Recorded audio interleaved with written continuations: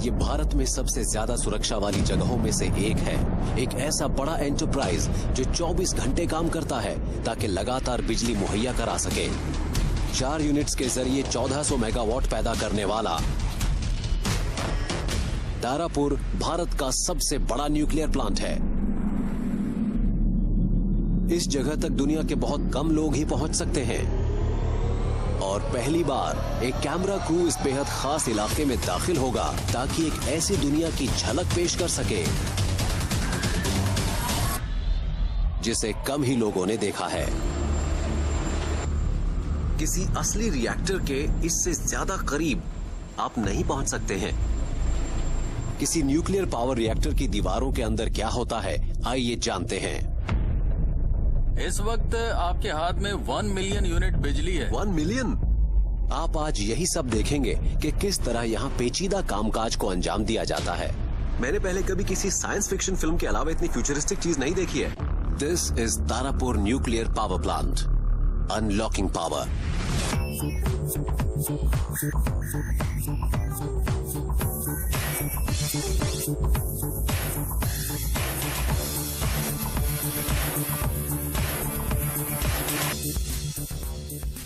ये मेरे लिए जिंदगी का एक बहुत ही खास मौका है। इस वक्त मैं भारत के सबसे सिक्योर इंस्टॉलेशंस में से एक में हूँ और मेरे पास 24 घंटे हैं इस सबसे हिस्टोरिक न्यूक्लियर प्लांट को एक्सप्लोर करने के लिए।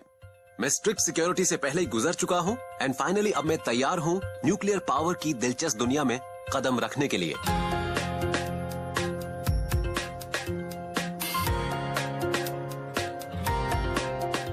तो किसी न्यूक्लियर पावर प्लांट के अंदर आखिर होता क्या है?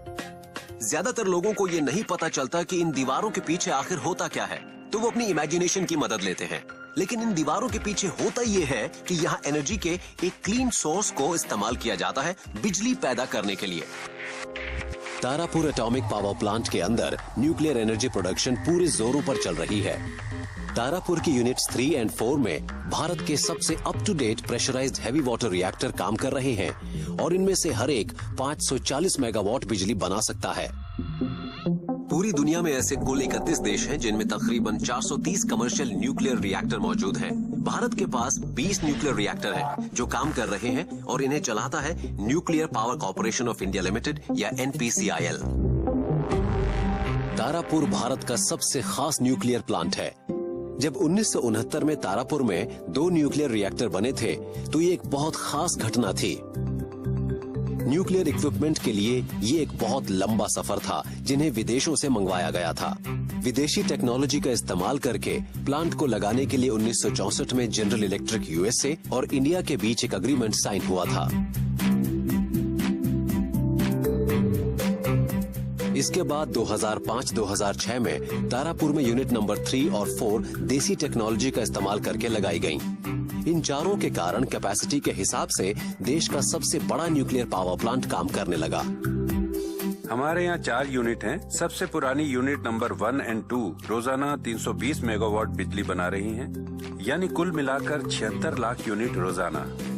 तारापुर में 3 और 4 नंबर वाली सबसे नई यूनिट रोजाना करीब 2 करोड़ 60 लाख यूनिट बनाती है और ये बिजली की बहुत बड़ी मात्रा है। मैं कह सकता हूँ कि आज देश में NPCIL कुल जितनी बिजली बना रहा है उसका 1/3 हिस्सा तारापुर में बनता है। इस न्यूक्लियर पावर जनरेशन का सेंटर है वो बड़ा सा डोम के आकार का स्ट्रक्चर जिसके इर्द गिर्द ये पूरा प्लांट बना है, यानी न्यूक्लियर रिएक्टर। सारा एक्शन न्यूक्लियर रिएक्टर में ही होता है, यहीं पर बिजली बनती है। लेकिन इससे पहले कि हम इस खास जोन में जाएं, आइए समझते हैं कि न्यूक्लियर इलेक्ट्रिसिटी बनती कैसे है।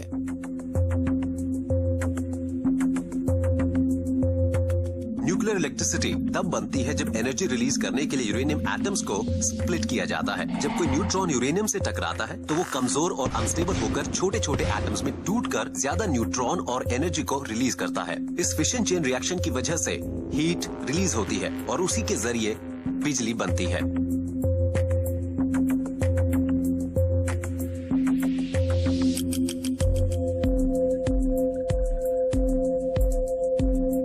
न्यूक्लियर एनर्जी का सोर्स होता है रॉ यूरेनियम ओर, जिसे प्रोसेस करके उंगली के आकार वाले यूरेनियम डाइऑक्साइड पैलेट बनाए जाते हैं इस तरह के।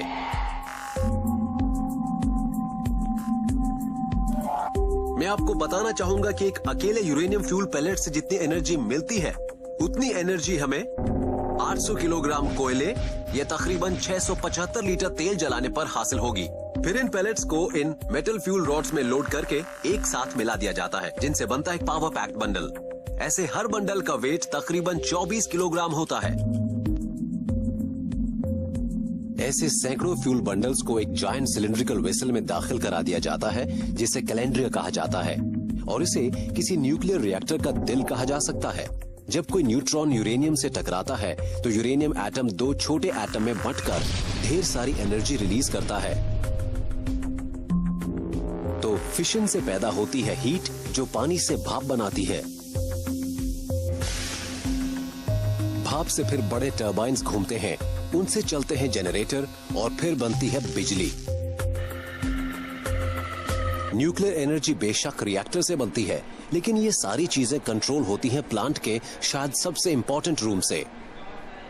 कंट्रोल रूम 24 घंटे बनने वाली न्यूक्लियर पावर का सेंटर होता है और यहाँ हर समय वर्कर्स काम करते रहते हैं। इस वक्त मैं न्यूक्लियर प्लांट के नर्व सेंटर में हूँ, यानी द कंट्रोल रूम। इसी जगह पर न्यूक्लियर प्लांट की हर बेहद माइन्यूट डिटेल पर बड़ी सटीकता के साथ निगरानी रखते हैं।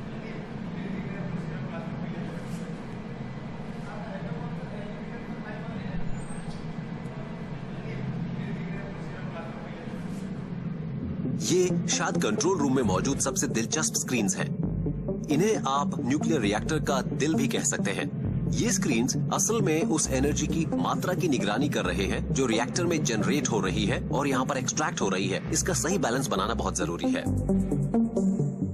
ये बहुत सारे पैरामीटर प्लांट के ऑपरेशन से भी जुड़े हैं और सेफ्टी से भी। अगर कोई गड़बड़ होती है तो रिएक्टर 1 सेकेंड में अपनी 0.5% पावर गंवा देगा और तकरीबन 3.5 मिनट में पूरा सिस्टम ही बंद हो जाएगा।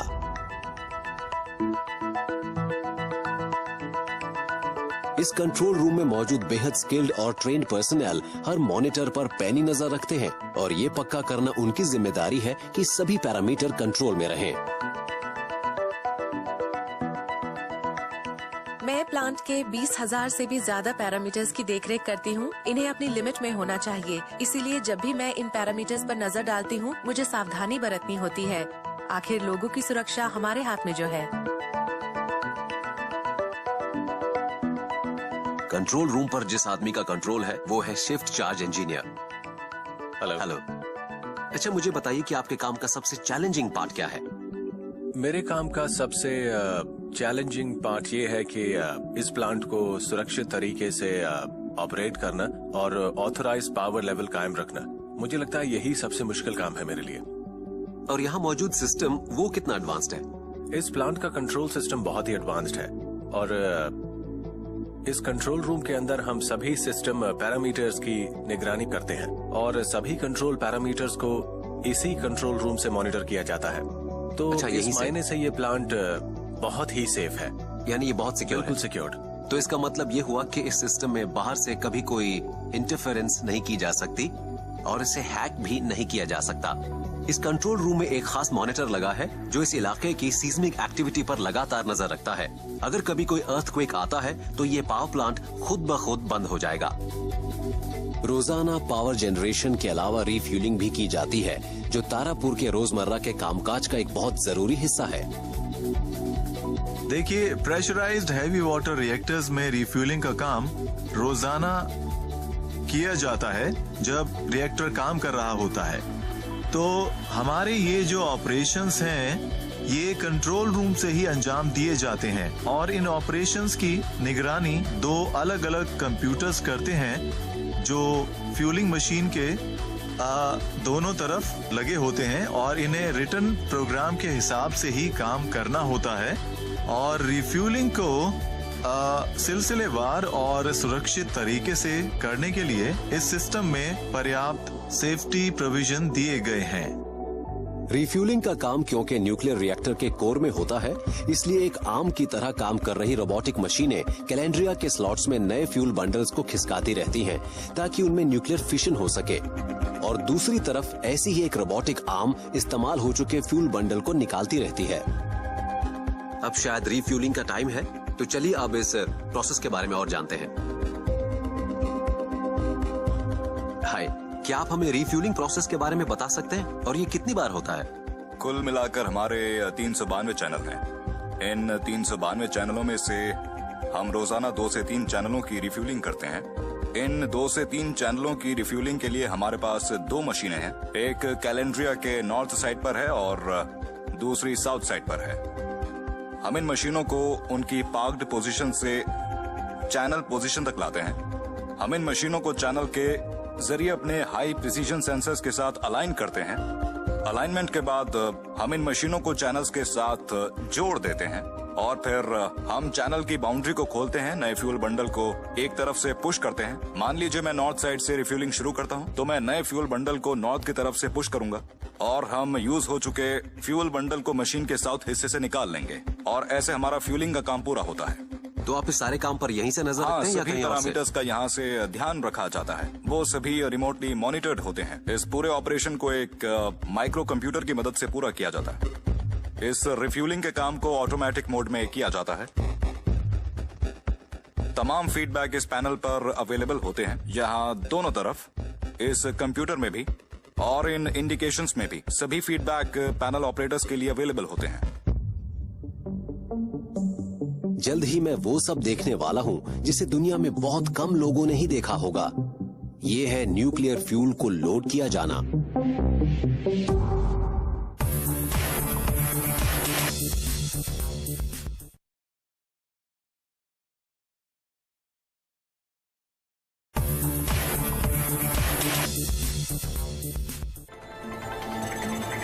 भारत के सबसे बड़े न्यूक्लियर प्लांट तारापुर के अंदर 24 घंटे बिजली बनती रहती है और इस प्रोडक्शन को जारी रखने के लिए न्यूक्लियर फ्यूल की रिफ्यूलिंग रोजाना करना ऑपरेशन का बहुत जरूरी हिस्सा है। और अब वक्त है कि मैं रिएक्टर में जाऊं ताकि रिफ्यूलिंग के प्रोसेस को देख सकूं, जो मेरे लिए एक बहुत ही खास एक्सपीरियंस होगा।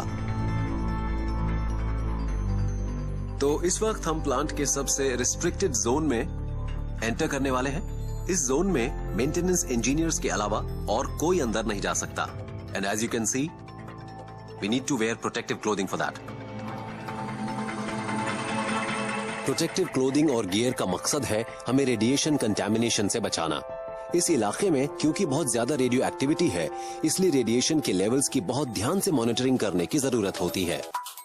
न्यूक्लियर पावर शब्द के साथ रेडिएशन हमेशा जुड़ा रहता है, इसे हम अलग नहीं कर सकते। हम कई बार इस शब्द का इस्तेमाल कर चुके हैं, लेकिन मेरे ख्याल से हम इसका मतलब पूरी तरह से नहीं समझते हैं। So what does radiation exactly means? हमारा ये यूनिवर्स बना है पार्टिकल से। कुछ पार्टिकल्स एक्सेस एनर्जी रिलीज करते हैं। ये एक्सेस एनर्जी इलेक्ट्रोमैग्नेटिक वेव्स के रूप में रिलीज होती है, जिसे रेडिएशन कहा जाता है। हम एक रेडियो एक्टिव दुनिया में रहते हैं। हम रेडिएशन का सामना करते हैं सूरज से, आउटर स्पेस से, पृथ्वी से, यहाँ तक कि अपने खाने और पानी से भी। सच्चाई तो ये है कि आपको एक केला खाने, एक एक्सरे कराने या फिर न्यूयॉर्क के राउंड ट्रिप से जितना रेडिएशन होगा, उतना पूरे साल किसी न्यूक्लियर पावर प्लांट के नजदीक रहने से ना हो। तारापुर में 1 से 4 तक अलग अलग जोन हैं, जो हर जोन की रेडियोलॉजिकल प्रोबेबिलिटी पर आधारित हैं। जोन 1 सबसे कम रेडियो एक्टिव एरिया है, जबकि जोन 4 सबसे ज्यादा रेडियो एक्टिव इलाका है और यहाँ कंटैमिनेशन की संभावना काफी ज्यादा है। किसी ज्यादा कंटैमिनेशन वाले इलाके से कम कंटैमिनेशन वाले इलाके की तरफ जाते वक्त वर्कर्स और इक्विपमेंट की कंटैमिनेशन के लिए बहुत गहराई से जांच होती है, ताकि रेडियो एक्टिव पार्टिकल्स के ट्रांसफर होने की संभावनाएं बेहद कम रह जाएं। और अब टाइम है एक अल्टीमेट एक्सपीरियंस का, एक ऐसा रेयर चांस जो दुनिया में बहुत कम लोगों को ही मिल पाता है। यानी अब मुझे रिएक्टर बिल्डिंग में दाखिल होना है।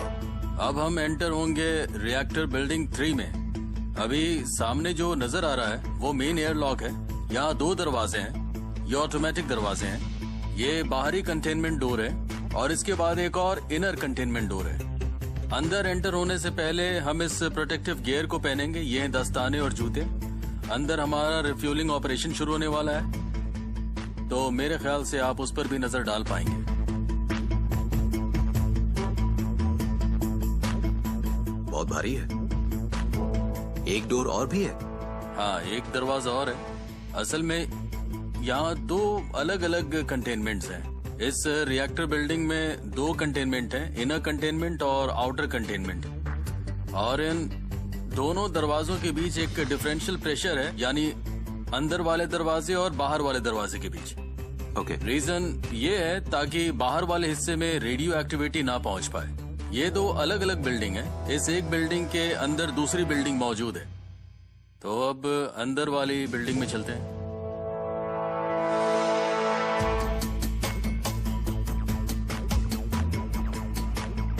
ओह माय गॉड,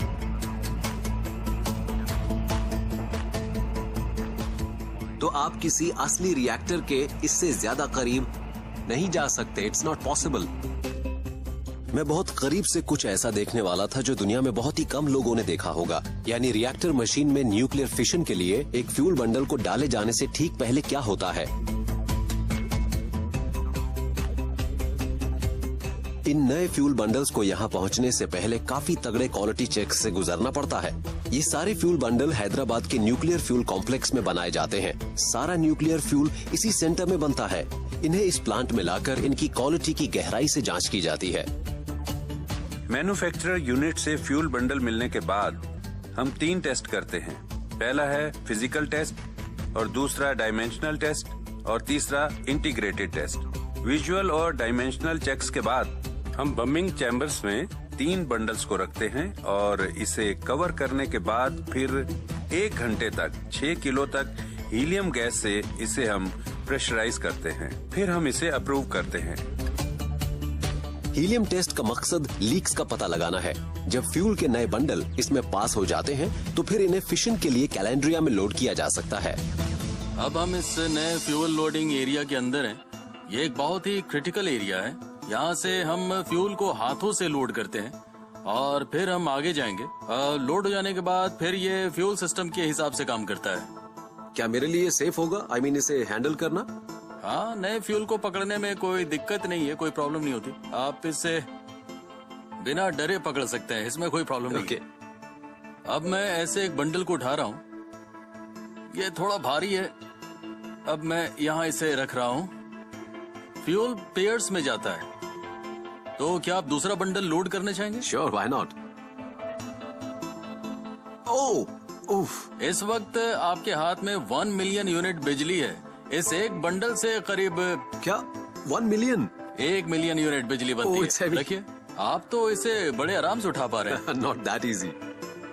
अब यहाँ से ये हाइड्रोलिक रैंप आगे बढ़ेगा और फिर फ्यूल नई फ्यूल मैगजीन में दाखिल होकर उसके बाद वो ट्रांसफर सिस्टम में जाएगा और हम उसके बाद फ्यूलिंग मशीन देखने वाले हैं। ऑलराइट। तो फिलहाल हम दोनों ने मिलकर लोड कर दी है बिजली की 2 million unit. 2 million units. Let there be light.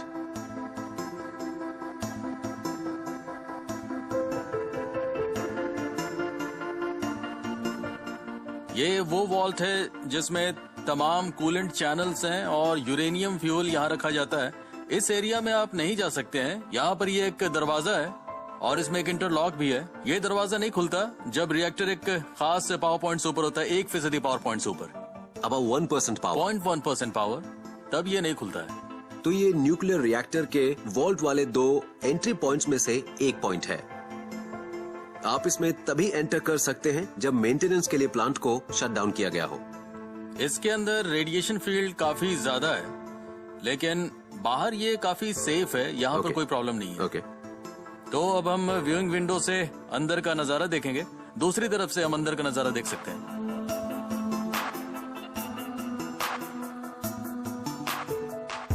इसे कहते हैं व्यूइंग विंडो और इस व्यूइंग विंडो से आप अंदर जाकर देख सकते हैं।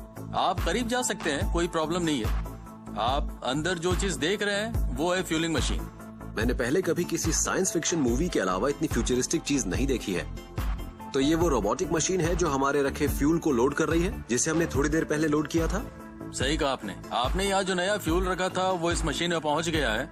इसने फ्यूल ले लिया है और अब ये इसे इस कैलेंड्रिया या कूलिंग ट्यूब्स में लोड करेगी। यहाँ 392 कूलेंट ट्यूब्स हैं और ये जो मशीन है ये अभी 90 डिग्री के कोण पर घूमकर इन कूलेंट ट्यूब्स के साथ अलाइन करेगी। फिलहाल ये आज की पहली चैनलिंग करने वाली है। इनमें से हर एक का मकसद यहाँ एक खास टेम्परेचर को बनाए रखना है। ये टेम्परेचर कितना होगा, मैं इस बारे में कुछ जानना चाहता हूँ। अगर आप अंदर ध्यान से देखें तो बाहर की तरफ एक प्लग लगा हुआ है, इसे हम सीलिंग प्लग कहते हैं या क्लोजर प्लग। इन ट्यूब्स के अंदर करीब 300 डिग्री सेंटीग्रेड टेम्परेचर होता है और जो प्रेशर होता है वो होता है करीब 100 kg पर सेंटीमीटर स्क्वायर। जहाँ तक इस प्लांट में रिफ्यूलिंग का सवाल है, हम सीलिंग प्लग को 7000 बार निकाल और वापस लगा चुके हैं, यानी कुल 14,000 बार हम इसे खोल चुके हैं और बंद कर चुके हैं, यानी ये काफी सेफ है। और जहाँ तक भारत के कुल न्यूक्लियर प्लांट का सवाल है, हम इस ऑपरेशन को करीब 70,000 बार अंजाम दे चुके हैं, यानी हम इतनी एक्सपर्टीज डेवलप कर चुके हैं। और आखिरकार इतनी सारी न्यूक्लियर एनर्जी अब पहुंचती है इस मैमथ टरबाइन रूम में।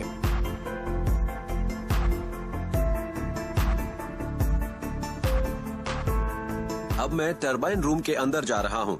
यही वो जगह है जहाँ पर बिजली पैदा होती है, लेकिन एंटर करने से पहले बेहतर होगा कि मैं ये ईयरमफ्स लगा लूं, क्योंकि मुझे बताया गया है कि अंदर काफी शोर होता है। All set.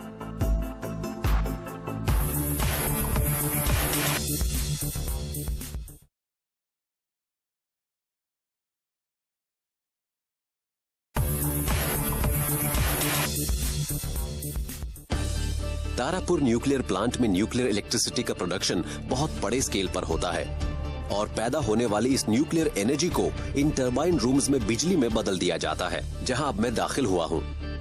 ये जगह मुझे वाकई एक न्यूक्लियर पावर प्लांट जैसी लग रही है। टरबाइन्स के अंदर जो स्टीम बन रही है, उनसे पैदा होने वाली गर्मी मुझे महसूस हो रही है। इन टरबाइन्स के पीछे 2 टर्बो जनरेटर मौजूद हैं और वहां उस मीटर में हम उस इलेक्ट्रिसिटी को देख सकते हैं जो मेगावाट्स में जनरेट हो रही है। बिजली के जनरेट हो जाने के बाद इसे एक ट्रांसमिशन नेटवर्क या ग्रिड के जरिए ट्रांसपोर्ट कर दिया जाता है, यानी उन वायर्स के जरिए जो इस हाई वोल्टेज पावर को लंबी दूरियां तय करके सब स्टेशंस तक पहुंचाती हैं। फिर सब स्टेशंस में इस वोल्टेज को स्टेप डाउन करके घरों तक सही वोल्टेज के रूप में लोगों को दिया जाता है। तो दूसरी तरह की एनर्जी के मुकाबले न्यूक्लियर पावर में क्या खास बात है? जो न्यूक्लियर पावर होती है वो लोकेशन न्यूट्रल होती है। इसका मतलब है कि फ्यूल की अवेलेबिलिटी को ध्यान में रखे बिना न्यूक्लियर पावर प्लांट को कहीं भी लगाया जा सकता है। दूसरी बात ये कि न्यूक्लियर पावर एक बेस लोड जनरेटिंग टेक्नोलॉजी है। इसका मतलब है कि ये हफ्ते में 24 घंटे 7 दिन बिजली पैदा करती है, यानी साल में 365 दिन।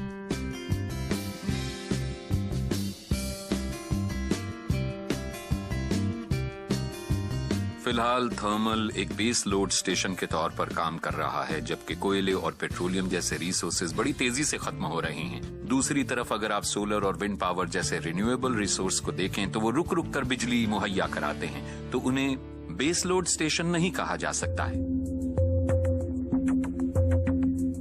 तो न्यूक्लियर पावर के मामले में भारत कहाँ ठहरता है? भारत में 4 दशक से भी अधिक से सुरक्षित न्यूक्लियर पावर जनरेशन हो रहा है।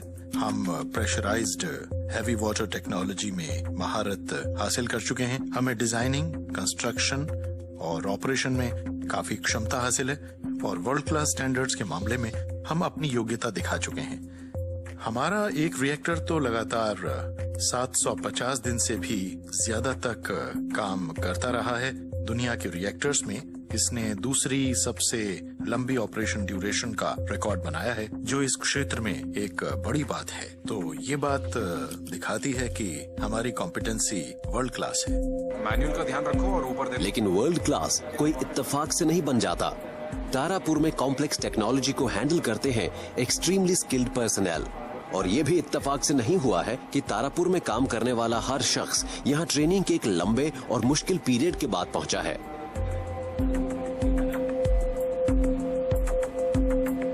बिजली बनाने के हिसाब से ये न्यूक्लियर रिएक्टर एक बहुत बड़ी यूटिलिटी है। अगर आप कोई न्यूक्लियर प्लांट चला रहे हो तो उसे सेफ और सिक्योर तरीके से चलाना एक बहुत बड़ी रिस्पॉन्सिबिलिटी है और हम इसका ध्यान रखते हैं। और हम इंश्योर करते हैं कि चाहे इंडक्शन हो, ट्रेनिंग हो, कंटिन्यूअस ट्रेनिंग हो या फील्ड एक्सपीरियंस, हम प्लांट्स को चलाने के लिए जिन भी लोगों को यूटिलाइज करें वो बहुत ही बढ़िया होने चाहिए। इसलिए हमारा क्वालिफिकेशन और लाइसेंसिंग प्रोग्राम बहुत ही इलैबोरेट है। ये licensing atomic energy regulatory board जारी करता है। मोटे तौर पर ये 3 अलग अलग लेवल्स पर रिक्रूटमेंट करता है और ये हैं टेक्नीशियंस, सुपरवाइजर्स और साइंटिफिक ऑफिसर्स। रिटन एग्जाम में शॉर्ट लिस्टिंग के बाद इनका इंटरव्यू होता है और इंटरव्यू क्लियर होने के बाद आपको रिगरस ट्रेनिंग प्रोग्राम में शामिल किया जाता है। जिस तरह से ब्रीदिंग जरूरी है जिंदा रहने के लिए, उस तरह से ये ट्रेनिंग भी बहुत ही जरूरी है इस न्यूक्लियर पावर स्टेशन को ठीक तरह से चलाने के लिए। देखिए, लाइसेंस मिलने का मतलब ये नहीं होता कि आप लापरवाही बरतें। आप प्लांट को ऑपरेट करते रहें। कोई लाइसेंस्ड कंट्रोल इंजीनियर होने के बावजूद आपको 3 साल के बाद फिर से क्लियर करना होता है और ये प्रोसेस चलता रहता है, यानी हर 3 साल के बाद आपका रिक्वालिफिकेशन होता है। इस जगह पर ये लोग प्रोफेशनल बनते हैं। सिमुलेटेड कंडीशंस में इन लोगों को ऐसी सिचुएशंस झेलनी पड़ती हैं जो शायद इन्हें प्लांट में अपने टेन्योर के दौरान ना झेलनी पड़े, लेकिन यहाँ मिली अपनी जबरदस्त ट्रेनिंग के बल पर ये भविष्य में किसी भी स्थिति के लिए तैयार हो जाते हैं। ट्रेनीज को जिस कंट्रोल रूम में काम करना होगा, ये उसकी एक सटीक वर्किंग रेप्लिका है। यहाँ हम प्लांट के रोजमर्रा के आम ऑपरेशन कर रहे हैं जो नॉर्मल ऑपरेशंस हैं। फिर इनफ्रीक्वेंट ऑपरेशंस होते हैं, वो ऑपरेशंस आमतौर पर नहीं होते। इसके अलावा हमारे कुछ इमरजेंसी ऑपरेशंस भी होते हैं और हम इन सभी चीजों के बारे में ट्रेनिंग भी देते हैं। ये है एक इनफ्रीक्वेंट ऑपरेशन जिसमें इन्हें किसी लाइव सिस्टम में हिस्सा लेने का मौका नहीं मिलता, तो हम सीक्वेंस सिमुलेट करते हैं और ये लोग हालात के हिसाब से एक्शन करते हैं जो भी सिनेरियो होता है। जब भी हम इन्हें कोई एक्सरसाइज देते हैं तो हम इन्हें इवैल्यूएट करते हैं 9 पैरामीटर्स पर। वो पैरामीटर्स भी सेट किए जाते हैं। पैनल पर उनका ध्यान, उनका शुरुआती रिएक्शन, सब्सिक्वेंट मैनुअल एक्शन, इनका टीम वर्क और प्रोसीजर का पालन करना। आज हम एक एक्सरसाइज करेंगे क्लास 4 फेल्यूर का। And your roles I will just define. You are the assistant shift engineer, you are the overall control of the panels in the station. तो तारापुर को कामयाबी से चलाने के लिए वर्कर्स की सेफ्टी और ट्रेनिंग बहुत अहमियत रखती है। भले ही न्यूक्लियर पावर दूसरे सोर्सेस ऑफ पावर के मुकाबले ज्यादा फायदेमंद है, फिर भी लोग इसे लेकर चिंता में रहते हैं।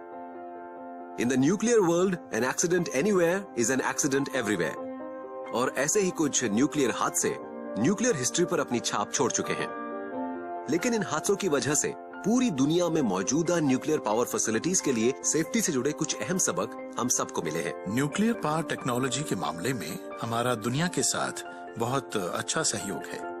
पूरी दुनिया में आज तक जो भी हादसे हुए हैं, चाहे वो 3 माइल आइलैंड एक्सीडेंट हो, चेरनोबिल एक्सीडेंट हो या हाल का फुकुशिमा एक्सीडेंट हो, इन सब के मामले में अंदरूनी डिटेल्स को पूरी इंटरनेशनल कम्युनिटी के साथ बहुत अच्छी तरह शेयर किया गया, एक्सपीरियंस हासिल किए गए और जो कमियां रहीं उन्हें एनालाइज किया गया। जहां तक भारत का सवाल है, हमने सेफ्टी फीचर्स को और मजबूत करने के लिए कई नए कदम उठाए हैं। हमने नए रिएक्टर्स में और मौजूदा रिएक्टर्स में भी इन हादसों के बाद कुछ एडिशनल फीचर्स प्रोवाइड कराए हैं। तो ये न्यूक्लियर प्लांट कितना सेफ है? Tarapur defence in depth philosophy के आधार पर भी काम करता है, जिसका मतलब है कि यहाँ हादसों को रोकने के लिए कई बैरियर मौजूद हैं। इसकी शुरुआत होती है यूरेनियम से, जो सेरामिक पैलेट फॉर्म में है। इन्हें फ्यूल रॉड बनाने के लिए सील्ड जर्कोनियम एलॉय ट्यूब्स में रखा जाता है और वो बंद होती हैं स्टील प्रेशर वेसल के अंदर, और इसे बंद रखा जाता है एक कंटेनमेंट स्ट्रक्चर में, जिसकी दीवारें तकरीबन 2 मीटर मोटी होती हैं। आपने प्याज देखी होगी, उसमें बीच वाले हिस्से तक पहुंचने के लिए आपको कई परतें हटानी पड़ती हैं। यही फिलॉसफी न्यूक्लियर पावर प्लांट्स में अपनाई जाती है। इसमें कई परतों के जरिए रेडियो एक्टिविटी को माहौल में पहुंचने से रोका जाता है और इसमें फिजिकल बैरियर भी शामिल है। देखिए, डिफेंस इन डेप्थ फिलॉसफी का मकसद होता है हादसे को रोकना। अब मान लीजिए हादसा हो ही जाता है तो हमें उसके नतीजों को सीमित रखना होता है और साथ ही ये कोशिश भी करनी होती है कि वो माहौल में और ज्यादा न फैले। इस प्लांट में 2 ग्रुप सेफ्टी कॉन्सेप्ट हैं। सेफ्टी से जुड़ा हर ग्रुप किसी न्यूक्लियर रिएक्टर के बुनियादी सेफ्टी फंक्शंस को अंजाम दे सकता है। इसे हम कहते हैं 3C, यानी control of reactivity, core cooling और कंटेनमेंट। तो हर ग्रुप ये सारे फंक्शन कर पाने के लिए पूरी तरह से सक्षम है। इसे हासिल करने के लिए प्लांट के लेआउट को इस तरह बनाया गया है कि आधे सेफ्टी सिस्टम एक अलग स्ट्रक्चर में मौजूद हैं और बाकी आधे प्लांट के दूसरे एरिया में मौजूद हैं। इस डोम की दीवारों को बहुत मजबूत बनाया गया है ताकि रेडियो एक्टिविटी अंदर से बाहर ना निकल सके। मोटाई के अलावा दीवार की एक दूसरी परत भी है जिसमें दो दीवारों के बीच नेगेटिव प्रेशर भी है, ताकि अगर कोई लीकेज हो भी जाए तो बाहर वाला प्रेशर अंदर मौजूद रेडियो एक्टिव हवा को बाहर निकलने से रोक दे। दरअसल हमारे दो बैरियर हैं, अंदरूनी दीवार और बाहरी दीवार। मान लीजिए अगर कभी लीकेज हो भी जाती है तो हमारा 1.6 किलोमीटर का एक्सक्लूजन जोन है। लोगों को उसके बाहर ही रहने की इजाजत दी जाती है। इस एक्सक्लूजन जोन की सीमाओं से परे एनवायरनमेंट पर रेडिएशन के प्रभावों के सिलसिले में कड़ी चौकसी बरती जाती है। डिपार्टमेंट ऑफ एटॉमिक एनर्जी ने एनवायरमेंटल सर्वे लेबोरेटरी नाम की एक संस्था बनाई है जो नुकसानदेह न्यूक्लियर रेडिएशन की जांच के लिए एनवायरनमेंट को लगातार टेस्ट करती रहती है। हमने अपना काम यहाँ 1964 से शुरू किया, यानी प्लांट के शुरू होने से बहुत पहले, और हम ये काम 4 दशक से ज्यादा से करते आए हैं। हम इस स्थानीय माहौल के हवा, पानी, दूध, मछली, घास, समुद्री पानी के सैंपल्स इकट्ठे करते आए हैं। माहौल निगरानी करने से जुड़ी बुनियादी बात यह है कि इस बात को दिखाया जा सके कि भारत में या फिर पूरी दुनिया में रेगुलेटरी एजेंसीज ने जो लिमिट तय कर रखी है, रेडिएशन उनसे ज्यादा न हो। तारापुर न्यूक्लियर पावर स्टेशन और अन्य न्यूक्लियर फैसिलिटीज सुरक्षित हैं और तारापुर में उनके ऑपरेशंस के कारण पर्यावरण पर कोई बुरा असर नहीं पड़ता। शायद न्यूक्लियर पावर जनरेशन का एक बड़ा फायदा ये है कि ग्रीन हाउस गैसेस नहीं निकलती हैं और आसपास का माहौल हरा भरा रहता है। एंड वेल, ये बटरफ्लाई पार्क इस बात का सबूत है।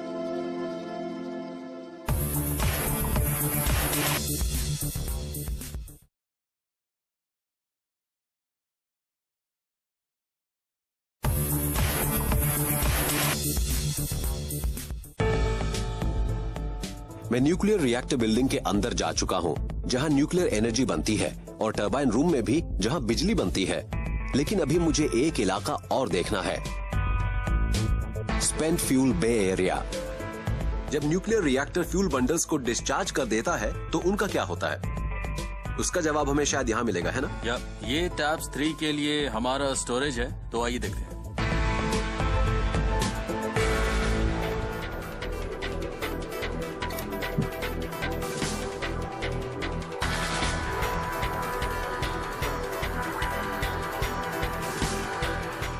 यहाँ क्या हो रहा है? ये टैप्स 3 के लिए हमारा main spent fuel storage pool है, और टैप्स 4 के लिए भी ऐसा ही एक पूल है। इस पूल में हम अपने इस्तेमाल हो चुके फ्यूल को 10 साल तक स्टोर करके रख सकते हैं। आप इस बड़े पूल की बात कर रहे हैं? हाँ, बड़े पूल की। और ये वाले? ये छोटे पूल रिसीविंग बेस हैं। जब फ्यूल यानी डिस्चार्ज फ्यूल चैनल से आता है फ्रॉम द रिएक्टर, हाँ रिएक्टर से, तो ये जोड़ों में आता है। इसके 2 बंडल आते हैं, हम उन्हें यहाँ रिसीव करते हैं और फिर उन्हें बड़े पूल में पुश कर देते हैं। फिर उन्हें उन स्टोरेज ट्रेज में रखा जाता है। आप वहाँ जो देख रहे हैं वो ट्रेज है, तो हम उन्हें वहाँ स्टोर करके रखते हैं। ये पानी कूलिंग और शील्डिंग दोनों कामों के लिए। तो ये रेगुलर वाटर है या कुछ और है? ये डीएम वाटर है। डीएम का मतलब? डीमिनरलाइज्ड वाटर होता है। हम पानी की प्योर केमिस्ट्री को कायम रखते हैं। ये खास पानी नहीं होता है, ये नॉर्मल पानी ही होता है। ओके, तो क्या हम इसे नजदीक से देख सकते हैं? हाँ। पिछले कुछ वर्षों के दौरान फ्यूल के जो बंडल इस्तेमाल किए गए हैं उन्हें 9 मीटर से भी ज्यादा गहरे और डीमिनरलाइज्ड वाटर से भरे इस बड़े से पूल में रखा जाता है। जब किसी फ्यूल बंडल को हटाया जाता है तो उसमें से गर्मी और रेडिएशन निकल रहा होता है, तो बंडल को ठंडा करने और रेडिएशन को रोकने के लिए इसे पानी के इस पूल में रखते हैं, जिसे कहा जाता है स्पेंट फ्यूल स्टोरेज बे। इन्हें कम से कम 4 साल तक ठंडा किया जाता है, उसके बाद इन्हें रीप्रोसेसिंग के लिए भेजा जा सकता है। ये है स्पेंट फ्यूल रिसीविंग बे, जिसके बारे में मैंने ऊपर आपको बताया था। आज सुबह हमने एक चैनल L11 को रिफ्यूल किया है। ओके। तो उस चैनल के ऐसे एक स्पेंट फ्यूल बंडल को डिस्चार्ज किया जा रहा है। तो अभी आप एक ऐसे स्पेंट फ्यूल बंडल को देखेंगे जिसे अभी 2-3 घंटे पहले ही रिफ्यूल किया गया था। तो ये इस रिसीविंग बे से स्टोरेज बे में जाएगा। हमें सिर्फ एक ही चीज बचा रही है, वो है ये शील्डिंग, यानी ये जी, पानी हमें बचा रहा है। ये एक बहुत ही बढ़िया रेडिएशन शील्ड है और साथ ही ये फ्यूल बंडल की जबरदस्त गर्मी को भी जज्ब कर लेता है। तो ये एक तरह से फ्यूल बंडल को ठंडा भी कर रहा है और शील्डिंग भी कर रहा है। इसका मतलब आप वाटर टेम्परेचर को भी मेंटेन करके रखते होंगे। हम पानी के टेम्परेचर और उसकी गहराई दोनों को कायम रखते हैं। आप देख सकते हैं कि यहाँ पानी 5.5 मीटर गहरा है, यानी यहाँ इसकी इतनी गहराई है। और ये पानी इतना साफ है कि फर्श पर पड़ी हर चीज एकदम साफ साफ नजर आ रही है। अब एक क्रिटिकल क्वेश्चन, इस पानी के ग्राउंड वाटर या किसी और सोर्स ऑफ वाटर के साथ मिलने के कितने चांसेस होते हैं, ये मैं जानना चाहता हूँ। ये चांस तो ना के बराबर है। इस सिस्टम को इस तरह से डिजाइन किया गया है कि ऐसा नहीं हो सकता है। वहाँ आपको SS प्लेट्स नजर आ रही होंगी। SS का मतलब? SS यानी stainless steel plates. Okay, no secret service. यहाँ स्टेनलेस स्टील की 304 प्लेटें हैं और इस पूरे पूल में ये प्लेटें लगी हुई हैं और एक लेयर के पीछे प्लेटों की एक और लेयर भी है। इसके अलावा दूसरे सिस्टम्स भी हैं। यहाँ फर्श को 5 मीटर तक वाटरप्रूफ भी किया गया है और साथ ही वाटरप्रूफिंग ट्रीटमेंट भी हुआ है। यानी हम इसे एक बहुत ही मजबूत वॉल्ट कह सकते हैं, right? हाँ, ये बहुत मजबूत है। हमने इसे लेकर बहुत सारे क्वालिटी एश्योरेंस चेक्स किए हैं और इनमें वैक्यूम बॉक्स टेस्टिंग और DPT वगैरह भी शामिल है ताकि इसमें से कुछ लीक ना हो सके। स्पेंट फ्यूल बंडल्स इस तरफ से बाहर आते हैं। तो हमें बंडल नजर आएंगे?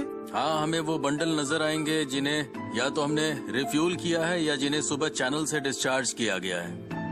मैंने तो कभी सपने में भी ये नहीं सोचा था कि मैं अपनी आंखों के सामने इस तरह का न्यूक्लियर ट्रांसफर होता देखूंगा। वो है स्पेंट फ्यूल बंडल्स। मैं एक सवाल और पूछना चाहूंगा, मुझे जो नजर आ रहा है वो क्या शेल है या फिर वो असली फ्यूल है? ये असल में फ्यूल है। आप फिलहाल देख सकते हैं कि स्पेंट फ्यूल बंडल पर कुछ नीलापन सा नजर आ रहा होगा। यानी इनका कलर ही सिर्फ ब्लू नहीं है, इनकी चमक भी ब्लू है। It's like emitting light. जी, इसे कहते हैं सेरेंकोफ लाइट। ये किसी स्पेंट फ्यूल बंडल की एक खास पहचान होती है। एक्चुअली इस वाटर मीडियम में इन रेडियो एक्टिव पार्टिकल्स की जो रफ्तार होती है इस मीडियम में लाइट की रफ्तार से ज्यादा है। इसी वजह से ये नीला रंग दिख रहा है। और इसकी खोज की थी सेरेंकोफ नाम के एक वैज्ञानिक ने, तो इसे ये नाम मिल गया। तो किसी थर्मल पावर प्लांट में कोयला दोबारा इस्तेमाल नहीं हो सकता, लेकिन एक न्यूक्लियर पावर प्लांट में स्पेंट फ्यूल दोबारा इस्तेमाल किया जा सकता है। तो जब हम इस्तेमाल हो चुकी इन यूरेनियम फ्यूल रॉड्स को यहाँ पर आते देखेंगे तो उन्हें इन केसेस में स्टोर किया जाएगा। उसके बाद प्लूटोनियम को उनसे निकाला जाएगा, जिसे फिर से न्यूक्लियर फ्यूल के तौर पर यूज किया जा सकेगा। भारत का न्यूक्लियर प्रोग्राम 3 स्टेज वाला है, जिसका सपना इंडियन न्यूक्लियर प्रोग्राम के पितामह डॉक्टर होमी भाभा ने देखा था। स्टेज 1 में नेचुरल यूरेनियम का इस्तेमाल बिजली पैदा करने के लिए फ्यूल के तौर पर होता है। इसके अलावा प्लूटोनियम 239 भी पैदा होता है। स्टेज 2 में प्लूटोनियम 239 को थोरियम के साथ बिजली पैदा करने के लिए फ्यूल के तौर पर इस्तेमाल किया जाएगा। इसके अलावा U233 को भी पैदा किया जाएगा। स्टेज 3 में यूरेनियम 233 के साथ थोरियम का इस्तेमाल बिजली पैदा करने और ज्यादा यूरेनियम 233 जनरेट करने में होगा। न्यूक्लियर पावर जनरेशन के मामले में एक खास बात यह है कि प्लांट को लगातार चलाया जा सकता है और बिजली बिना किसी बाधा के पैदा हो सकती है। प्लांट को कामयाबी से चलाने के लिए मशीनों की देखरेख बहुत जरूरी होती है। न्यूक्लियर एनर्जी और सेफ्टी का पुराना साथ है। रेगुलर चेक्स और मेंटेनेंस ऑपरेशंस का एक अहम हिस्सा होते हैं। अभी मैं एक ऐसी टीम से मिलूंगा जो इस काम के लिए तैयार हो रही है। क्या आप मुझे बता सकते हैं कि आज मेंटेनेंस के सिलसिले में क्या हो रहा है? हाँ, ये हमारा फ्यूल हैंडलिंग मेंटेनेंस जॉब है और अगर आप ये देखना चाहते हैं कि हम ये काम कैसे करते हैं तो हम रिएक्टर बिल्डिंग के अंदर एक बड़ा मेंटेनेंस जॉब कर रहे हैं यूनिट नंबर 4 में। अगर आप वहाँ चलना चाहें तो मैं आपको ले चलूंगा, लेकिन ये जगह दीवार के नीचे है, रिएक्टर के नीचे है और उसके लिए हमें कुछ प्रोटेक्टिव क्लोथिंग पहननी होगी। That sounds really interesting. Let's go. चलिए।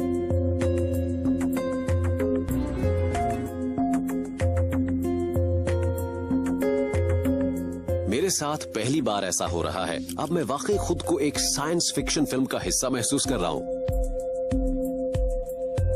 मेंटेनेंस पर्सनल के लिए मशीनों की भरोसेमंदी एक बहुत ही चुनौती भरा काम है।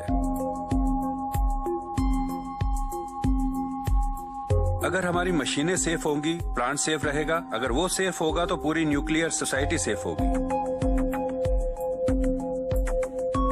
हमें रैम असेंबली को बदलने से जुड़ा काम करना था। ये चीज फ्यूल बंडल्स को आगे पुश करती है और यही प्लग्स को भी निकालती है। इस रैम असेंबली के जरिए हमने रिफ्यूलिंग के 1200 ऑपरेशन पूरे कर लिए हैं। RAM assembly robotic fuelling machine का दिल कही जा सकती है। इस पार्ट की सर्विसिंग के लिए मेंटेनेंस टीम को खुद को बचाने के लिए वेंटिलेटेड प्लास्टिक सूट्स और प्रेशराइज्ड एयर मास्क पहनने होते हैं। ये एक अमेजिंग एक्सपीरियंस था और इस पूरे एक्सपीरियंस का सबसे दिलचस्प हिस्सा यह था कि मैंने कटिंग एज टेक्नोलॉजी को देखा। I mean the very cutting edge. लेकिन इसके बावजूद इस काम के दौरान किसी को अपने हाथों से भी ये सब करना होता है। ये लोग वाकई असली सुपर हीरोज हैं। हालांकि मैं भी वैसा ही दिख रहा हूँ। आई मीन मेरी कॉस्ट्यूम वैसी है। लेकिन किसी सुपर हीरो जैसी कॉस्ट्यूम पहनने के बावजूद मेरे पास सुपर पावर्स नहीं है। इसलिए मुझे अपने रेडिएशन लेवल की जांच करानी होगी। मिस्टर राजगोपालन, इस वक्त मैं जोन 4 से आ रहा हूं। तो क्या आप मुझे बता पाएंगे कि मेरा रेडियो एक्टिव एक्सपोजर कितना था अगर उस जोन में जाने के बाद कोई था तो? हाँ, देखिए, हमने आपको 2 पर्सनल मॉनिटर दिए थे। इसे TLD कहा जाता है और ये है डायरेक्ट रीडिंग डोजीमीटर। तो आप देख सकते हैं कि ये जब आपको दिए गए तो ये 0 पर रहे होंगे, पर अब इनकी फाइनल रीडिंग है 2.33 माइक्रो सीवर्ट्स। ये वो डोज है जो आपने आज रिसीव की है, ठीक है? Micro sieverts, micro sieverts. आपने इतनी ही डोज रिसीव की है। इसे यहाँ भी रिकॉर्ड किया जाता है, पर अगर आप यहाँ कोई नौकरी कर लें तो आप इसे रोजाना अपने साथ ले जाएंगे। आपने यहाँ काम करने के लिए RWP लिया होगा। रोजाना ये डोज हमारे सॉफ्टवेयर प्रोग्राम में आपके TLD नंबर में जुड़ती जाएंगी। तो महीने के आखिर में हम इसे रीडिंग के लिए भेज देंगे। तो जो भी डोज रजिस्टर होगी उसे कहा जाएगा लीगल डोज। और परमिसिबल लिमिट कितनी है? हमारी 2 कैटेगरी हैं, एक है टेम्परेरी वर्कर और दूसरी है डिपार्टमेंटल वर्कर। डिपार्टमेंटल वर्कर के लिए 1 साल में लिमिट होती है अप टू 30 मिली सीवर्ट्स डोज, लेकिन टेम्परेरी वर्कर्स के लिए ये होती है 15 मिली सीवर्ट्स। तो आपके लिए हमने यही डोज लिमिट तय की है। और आप अलग अलग जोन को किस तरह मॉनिटर करते हैं? मैंने हर कहीं मशीनें लगी देखी हैं। अगर हम जोन 4 से लोअर जोन 1 की तरफ जाएं तो? हाँ, ये सभी इलाके, ये तमाम जोन कंटामिनेशन की हमारी रेडियोलॉजिकल संभावना पर बेस्ड हैं। हम उसी के हिसाब से तय करते हैं। जब आप हर जोन से निकलते हैं तो आपको खुद ही चेक करना चाहिए कि आपके साथ कहीं रेडिएशन बाहर ना आ जाए। तो हम इसे कहते हैं कंटामिनेशन चेक। इसीलिए इसे कहा जाता है इंटर जोनल मॉनिटर सर्किट। ये जरूरी है कि आप जब भी किसी जोन से निकलें तो कंटामिनेशन की अच्छी तरह से जांच करें। ये हमारी जोनल फिलॉसफी है और इसी तरह से हम रेडिएशन को कंट्रोल करते हैं। वैज्ञानिक डेटा के आधार पर रेडिएशन और कंजेनिटल अनोमलीज के बीच में कोई भी रिश्ता नहीं है। चिंता की दूसरी बात ये है कि रेडिएशन से कैंसर होता है। तो अगर आप आंकड़े देखें तो यहाँ काम करने वाले लोगों के बीच कैंसर की दर देखें। जो लोग रेडिएशन के ज्यादा नजदीक काम कर रहे हैं, अगर आप उनकी सेहत की जांच के लिए इनके सैंपल लें, एपिडेमियोलॉजिकल सर्वे को आधार बनाएं, तो हमने पाया है कि जिन जगहों पर कोई न्यूक्लियर पावर प्लांट नहीं है, वहां के मुकाबले इन लोगों में सिर्फ 20% ही ऐसी आशंका है। हम ग्रेजुएट इंजीनियर हैं, हमें दुनिया में कहीं भी काम मिल जाएगा, लेकिन हम यहाँ इसलिए काम कर रहे हैं क्योंकि यहाँ रेडिएशन की संभावनाएं न के बराबर हैं। अगर आप हमारे पूरे प्लांट को देखें तो तारापुर 3 और 4 में काम करने वाले किसी औसत इंसान को 1 साल में करीब 0.6 से 0.8 मिली सीवर्ट का ही सामना करना पड़ता है। हालांकि ये लिमिट 20 मिली सीवर्ट या 30 मिली सीवर्ट है और जिन लोगों में 5 मिली सीवर्ट से ज्यादा रेडिएशन मिला है उनकी तादाद मुश्किल से 1% है। तो हमारा कंट्रोल इतना सख्त है, बेशक हमारी लिमिट ऊंची है, लेकिन हम वहां तक किसी को पहुंचने नहीं देते।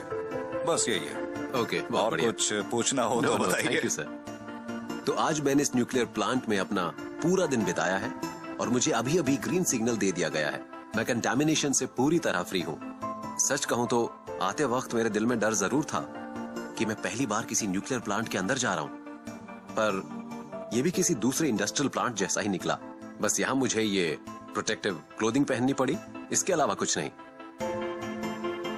अब मैं यहाँ से जा रहा हूँ, लेकिन तारापुर अब भी लगातार बिजली बना रहा है। निकट भविष्य में भारत की योजना न्यूक्लियर इलेक्ट्रिसिटी की सप्लाई को कई गुना बढ़ाने की है। भारत में बिजली बनाने वाले सबसे बड़े न्यूक्लियर प्लांट के रूप में तारापुर लगातार इस दिशा में काम करता रहेगा।